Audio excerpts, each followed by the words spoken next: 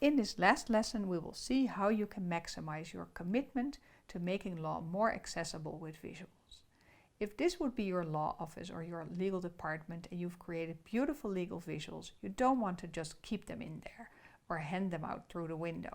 You want to take them out in the world by implementing them through multiple channels. We have to look outside of the legal walls to see new possibilities to implement legal visuals. The biggest question to ask is, when are you done as a lawyer? What is the deliverable? Is it the legal memo, the new set of terms and conditions, or the new court form?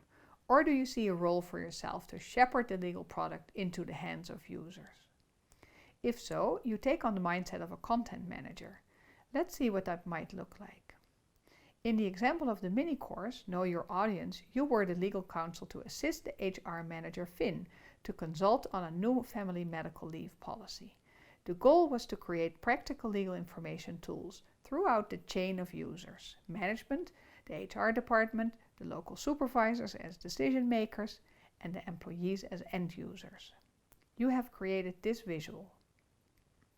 It can be multiplied to be used for all these different user groups. Sometimes all it takes is to see that and tell it to every user you connect with directly or indirectly. You can adapt the visual for each group by adding a layer or changing the title of the visual, leaving out some details and insert others. The visual becomes a multi-touch point for legal communication. The more it gets used, the more valuable it becomes for your audience and the more return of investment you have on the time you put in to take this course and to design the infographic. To practice with this approach, please take a sheet of paper and brainstorm with a mind map to see where the visual that you designed in lesson 4 can be implemented. How far does it travel? Here is a range of ways in which you can multiply the use of your content if you start thinking beyond the existing documents you deliver. Where do people encounter the legal information you create, and how could you expand on that to make sure that they find the legal information they need in the most accessible way? All these media are places to use the legal visuals that you create. If you remember one thing from this course, I hope this is your takeaway. Making legal information more accessible and more understandable is the biggest purpose of this course. The majority of our time we focused on the legal content and the translation into visual formats. We have barely touched on accessibility from a disability perspective. People with sensory and cognitive disabilities have more specific needs for accommodations. Just making fine print visual is not helpful for a person with vision impairment. We need to plan for auditory accommodations. That's why we included the option to watch these lessons with captions. We also need to include expertise on visual design. It may sound counterintuitive to create visuals for people who are vision impaired.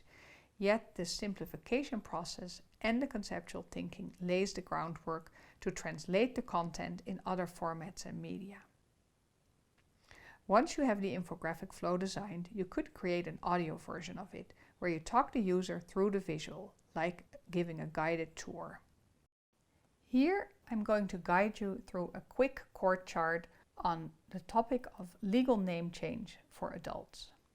You see 3 white circles on the top. The left one says instructions and forms. It has a link to the court website with different court forms. The second bubble in the middle says legal advice. It has phone numbers to legal services organization. And I can read you the phone number. The third bubble on the right side says self-help assistant. It has various names and phone numbers to contact the self-help center. Below these big circles on the chart, there is a little man pointing at an arrow, like a road sign that says start here.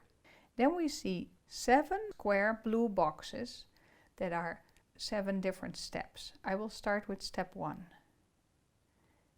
Get your forms.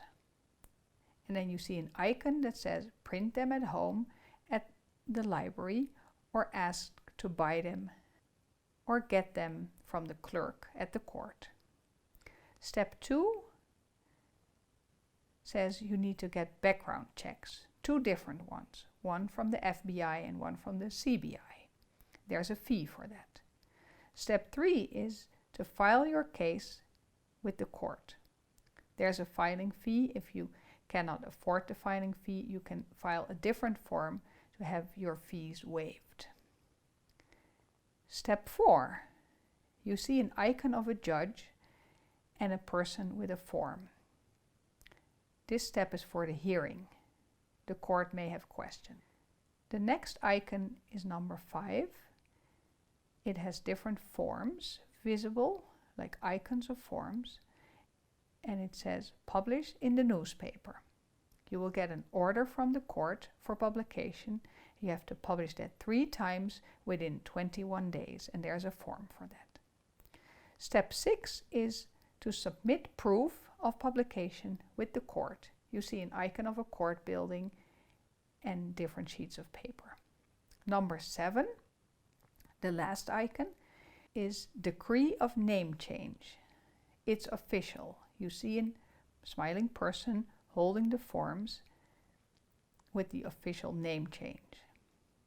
This was general information provided by the Self-Help Center of the court.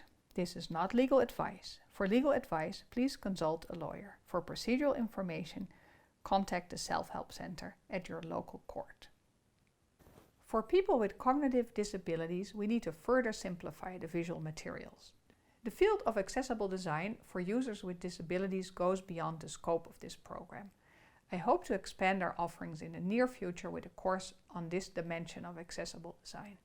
Please find some good resources here to learn more about inclusive design for people with disabilities. Keep it on your radar and please check back for our future programs. We started this course with an introduction of the research on visual communication in general. From there we zoomed in on legal visualization in theory and practice, your practice. To complete the course, I would like to zoom back out. We have seen that design thinking is a bigger framework that has some overlap with information design and visual information design. This concept diagram shows, however, that visual communication is only one dimension of design as an approach to problem solving and innovation. Critical thinking about access to justice and democratic legal experiences reaches from the level of symbols in words and images to objects, actions, and thoughts. Visual communication in the law is part of the bigger legal systems. Zooming in and out is an excellent visual habit. We arrived at the end of this course. I hope this gives you the skills to make your law practice visual and user-friendly. The most important method of learning is to practice and to keep practicing. Keep up the good work. Please feel free to reach out to me with any questions or comments. Thank you very much for taking this course and for doing your part to guide the way in the legal information landscape. We have arrived at the end of this course. We covered a lot of material. I hope you found it interesting and relevant. As with all adult education, the ultimate learning is on you. Your continued engagement with the concepts and method will make you the best expert to tailor these ideas and make them fit well with your own work. Please take some time now to reflect on the following questions. What concepts and ideas were most interesting to you? How would you describe the new skills and competencies you're developing? Which obstacles did you encounter? Do you have any ideas to make these easier? Do you need any specific tools at work to apply this? What else do you need to learn? Can you think of a colleague, a person in your network or team that would benefit from this? Please show them what you're doing to be a catalyst for others. Once you start to take legal infographics into your practice, please pay attention and make some notes on how it changes the interaction. What works different or better? Is there a change in how people engage with the legal information? More active, more interactive, more lively maybe? Do you get better questions? This continued reflection and practice is the best way to become really good at hands-on legal information design. We are working to bring in other programs and trainers, so please stay in touch. Thank you very much for your participation and your hard work to make law more accessible to more people and hopefully more fun, more creative for yourself at the same time.